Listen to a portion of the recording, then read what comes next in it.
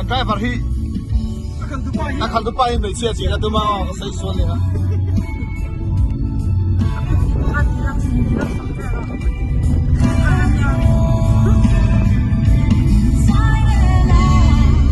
ai ha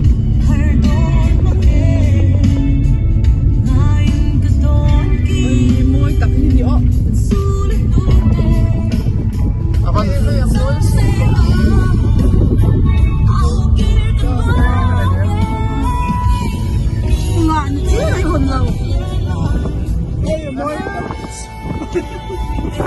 Lipo amoy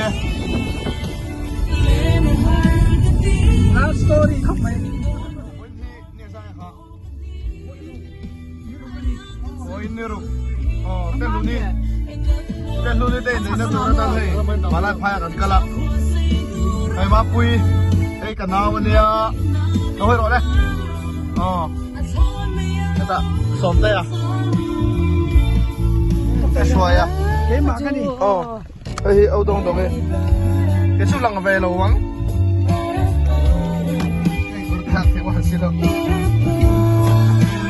mua là cái lồng số lắm à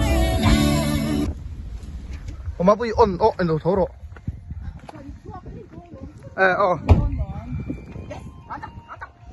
vậy đây à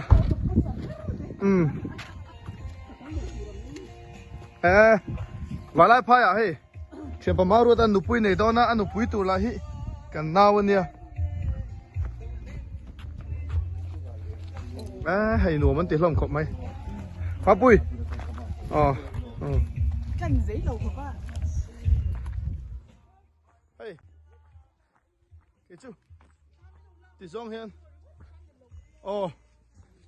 cầm pay mẹ cái gì hey hey lại hi khơi lại hun nghe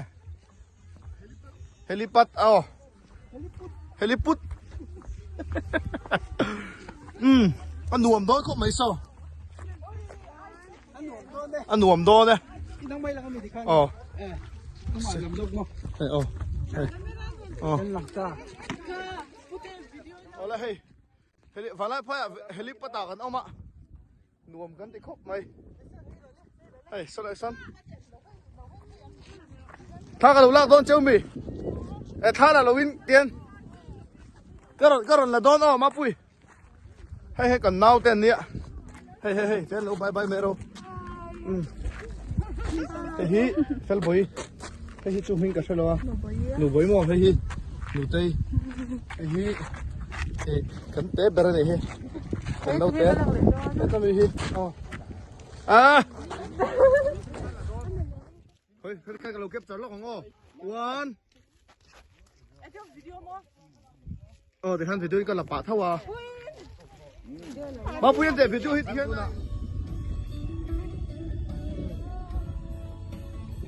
tôi đã hiện phải lại phải gần lụt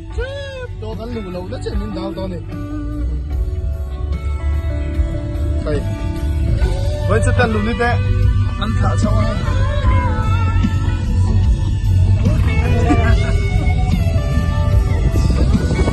anh đi không mày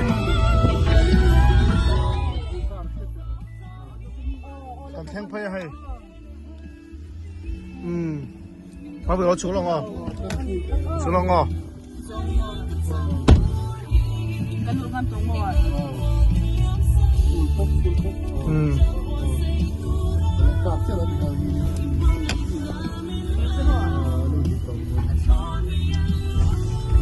cắm sang cái túi to mì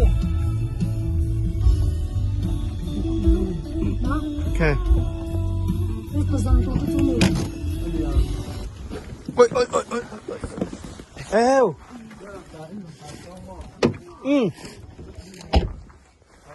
hết bao giờ po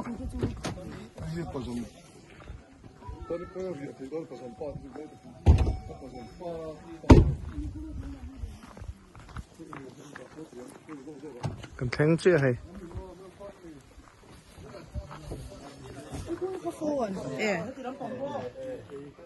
mau ba tuần qua bồi khóc mày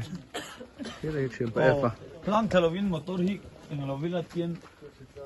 cái gì mà tất cả gia đình á cái nhìn đã chả biết vậy thế thế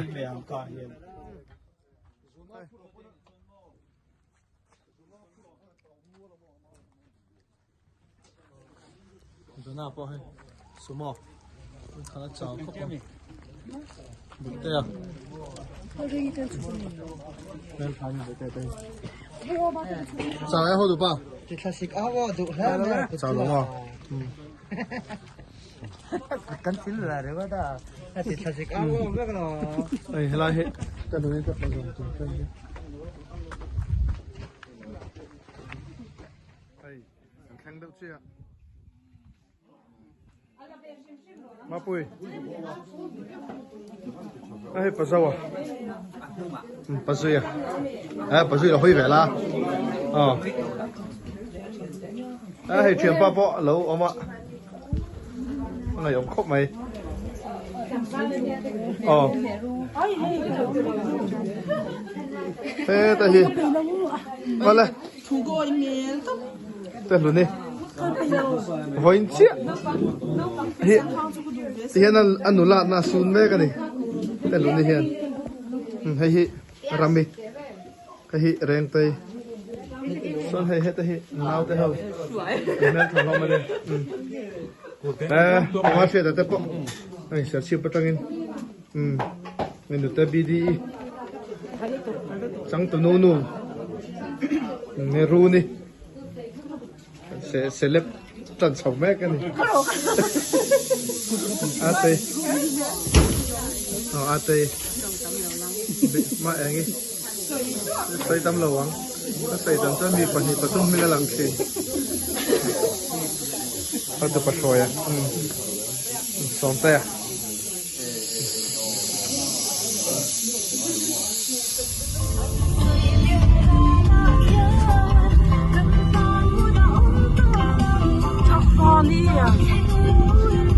看老公han ka mot chuak lu chuan hai eta kan lai phai a upa sia fan u khana khang ka kal de ngai chemo